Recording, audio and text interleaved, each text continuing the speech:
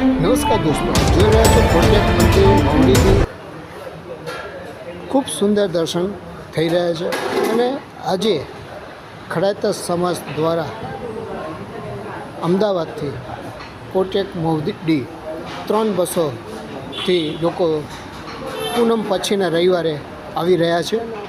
ખડાતા મંદિર કોટકમાં ઊભા છીએ અને આપણે પૂછવા માંગીશું કે આ લોકો જે બસથી આવ્યા તો એ લોકોનું પ્લાનિંગ કેવી રીતે અને શું હતું. કોટક દેવ કી જય. અહીંયા આજે નીતિન કાકા અને એમના વાઈફથી એક હર્ષાબેનથી જે પ્રોગ્રામ નક્કી કરેલો છે, એટલે બેઝિકલી સમસ્ત ખડાયતાને સંગઠન કરવા માટે અને ભવિષ્યમાં યંગસ્ટર્સને બધા એસોસિએટ થાય ને આપણી બધી પારંપરિક અને પૂર્વજોના લેવલે જે વસ્તુઓ આપણો ધાર્મિકતા છે એને સંલગ્ન કરવા માટે આખા વર્ષની પૂનમના રવિવાર, એટલે આગળનો કે પાછળનો રવિવાર એ આખું વર્ષ ભરાય અને મેક્સિમમ ખડાયતા જોડાય એના માટે 3 બસ લઈને અમે લોકો અહીંયા આવેલા છીએ, જેથી એક એસોસિએશન થાય. અને એમણે એટલું અદ્ભુત સેટઅપ કરેલું છે કે એક નોમિનલ ખર્ચ કે જેથી ખાલી બુકિંગ અને સંખ્યા નું નક્કી થાય કે અન્નનો કે પ્રસાદનો બગાડ ના થાય અને મેક્સિમમ લોકો લાભ લઈ શકે, એના હેતુથી આ આયોજન કરાયેલું છે. આ બસ સવારે મણિનગરથી 7 વાગ્યાની આજુબાજુ ઉપડે છે, 7:15. સેમ લેવલે બીજી 2 બસ ગઈ ત્યાંથી જ નજીક તેર ગામના લોકોની પણ ત્યાંથી ઉપડે છે. એટલે એવી રીતે 3 બસ અત્યારે આવેલી છે. બીજી બસ સંખ્યા વધે તો વધારવાની શું ગણતરી છે? ગણતરી એવી છે કે મેક્સિમમ લોકો લાભ લે અને એમાં જે પણ આર્થિક ખર્ચ થાય એ એમનો પરિવાર પૂરેપૂરો સહયોગ આપીને કરવાનું છે. એટલે મેક્સિમમ લોકો લાભ લે, એમાં કોઈ લિમિટ નથી કે 10 બસ થાય 8 બસ થાય, એ ઓલવેઝ રેડી છે. લોકો જેમ ડાકોર ચાલતા જાય છે તો એવી રીતે અહીંયા કોટક મંદિર ચાલતા આવવાનું શું પ્લાનિંગ છે તમારે? કમિટીએ બહુ જ સારું આયોજન કર્યું છે કે જતે દિવસે યંગસ્ટર્સ અને આપણા જે ધાર્મિક લોકો છે એ ડે ટુ ડે આમાં એસોસિએટ થાય. અને એવું પાઇપલાઇનમાં છે કે અમદાવાદથી આવી રીતે પગપાળા પ્રવાસ કરી વર્ષમાં એકવાર તારીખ નક્કી કર્યા પ્રમાણે પૂનમ ભરાય. ફક્ત 2100 રૂપિયામાં જેટલી બી પૂનમ આવે એ પૂનમમાં તમે બુકિંગ કરાવી શકો છો અને સુંદર બસ દ્વારા અહીંયા આગળ મવડી મુકામે દર્શનનો લાભ મળશે તમને. આ બસ હાલ અમદાવાદ મણિનગરથી ઉપડીને મવડી મુકામે પહોંચી છે. ત્યાં આગળ એ લોકોનું દરેક બસ યાત્રીનું સ્વાગત કરવામાં આવી રહ્યું છે. આજે 3 બસથી લોકો આવ્યા છે અને આગળ જતાં 5 બસ 6 બસ જેટલી બી બસ થશે એટલી વ્યવસ્થા અહીં આગળ કરવાની છે.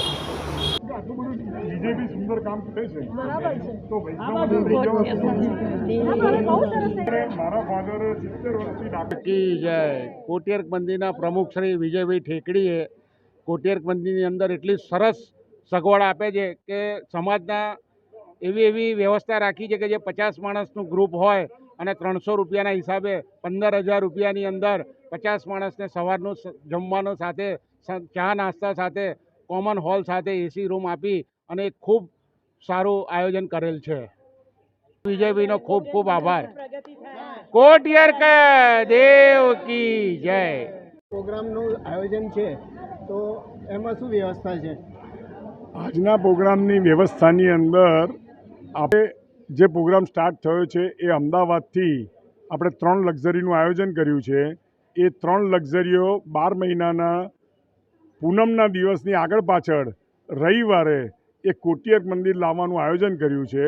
એ ઘોડાસરથી લઈ અને આપણે નદીની પેલી બાજુ પાલડી સાબરમતી થઈ બધાને પિકઅપ કરતી એ ગાંધીનગર સુધી પહોંચે છે. ગાંધીનગર આવ્યા પછી એમનું આપણે આજે સ્વાગત કર્યું ઉપરનાથી ભગવાનની પ્રસાદીથી એ બધા વૈષ્ણવોનું આપણે સ્વાગત કર્યું ખડાયતાનું. એ પછી દર્શન કરી અને એમના માટે આજે વિજયભાઈની આગેવાની હેઠળ જે આપણા કોટિયક મંદિરના પ્રેસિડેન્ટ છે એમની આગેવાની હેઠળ અને આપણા રસોડા કમિટીના ચેરમેન શ્રી અનંતભાઈ, લક્ઝરી બસના આયોજક શ્રી ગિરીશભાઈ, એ લોકોએ ખૂબ સુંદર અહીંયા વ્યવસ્થા કરી છે કે ઇડલી સંભાર અને એનો નાસ્તો રાખ્યો છે. આપણે બસની અંદર બધાને પાણીની બોટલ, ફૂલવડી ગરમ ગરમ ફ્રેશ અને મોનેકો બિસ્કિટ, પેપર નેપકિન અને એક બેગ અને પાણીનો જગ એ લોકોને ગિફ્ટમાં આપ્યો છે. અહીંયા આવ્યા પછી નાસ્તો કર્યા પછી આપણે ગૌશાળાનું એક આયોજન કર્યું છે કે બધા ત્યાં ગૌશાળા જશે.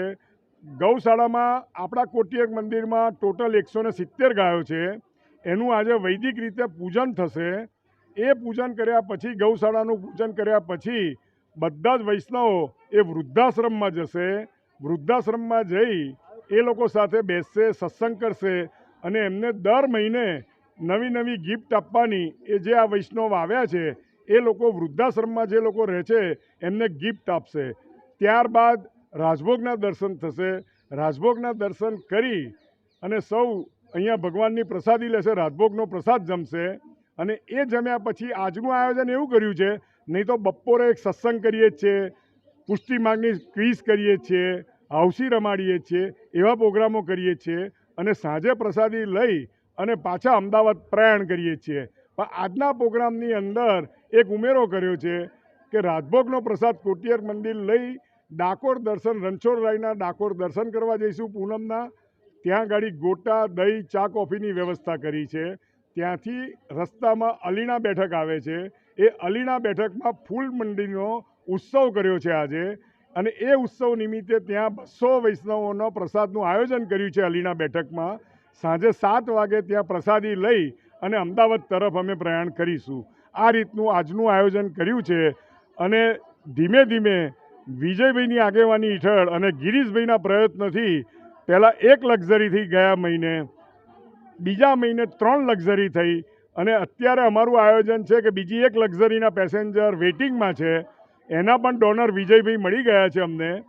પહેલું ડોનર અમારા હર્ષાબેન, મારા ધર્મપત્નીએ કર્યું છે કે જે પણ ખર્ચો હશે બાકીનો એ હર્ષાબેન આપશે.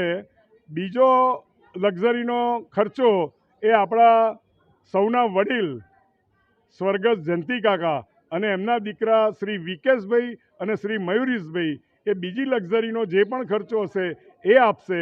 અને આજે ત્રીજી લક્ઝરીનો ખર્ચો એ વિજયભાઈ અને ભાવનાબેન, એ લોકોએ ત્રીજી લક્ઝરીનો ખર્ચો ઉપાડી લીધેલો છે. આ રીતનું આયોજન થઈ રહ્યું છે.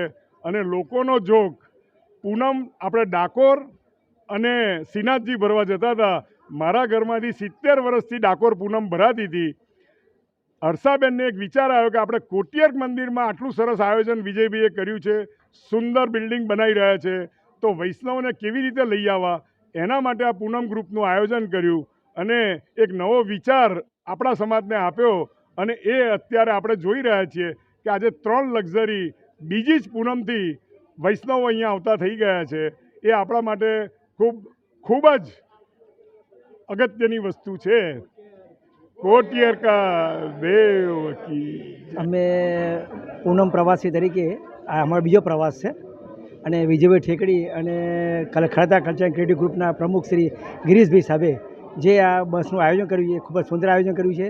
સવારે નાસ્તાથી માંડીને બપોરની પ્રસાદી, સાંજે બપોરે ચા અને સાંજે પ્રસાદી, એ આખું જે આયોજન કર્યું છે ખૂબ જ કર્યું આયોજન.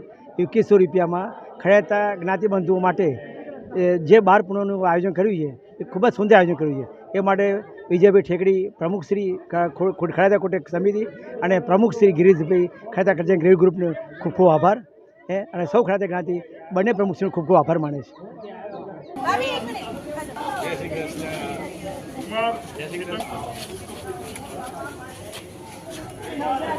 જેમ કે તમે જોયું, કોટિયક મંદિરમાં આજે અમદાવાદથી 3 બસો અહીંયા આવી છે અને એ લોકોનું પ્લાનિંગ એવું છે કે દર પૂનમે અહીંયા આગળ બસોથી આવે અને પૂનમ ભરે. અત્યાર સુધી ખાલી આપણે એવું સમજતા હતા કે અંબાજી હોય કે ડાકોર હોય ત્યાં જ લોકો પૂનમ ભરતા હતા. હવે એવી ભાવના થઈ છે કે કોટિયક મંદિરમાં પણ પૂનમ ભરે અને લોકો આવે. એના માટે અહીંયા સંપૂર્ણ વ્યવસ્થા કરવામાં, મેનેજમેન્ટ દ્વારા કરવામાં આવી છે. અને કોઈ જાતની, હું સવારથી અહીંયા આગળ ઊભો છું. કોઈ જાતની તકલીફ મને નથી દેખાતી. મને નથી દેખાતી એટલે કોઈને ના દેખાવી જોઈએ, અને દેખાતી બી નથી એવો પ્રયાસ કરવામાં આવ્યો છે. કેમેરામેન અંકિત પ્રજાપતિ સાથે કોટેક મંદિરથી ખડાતા અલ્પેશ શાહ.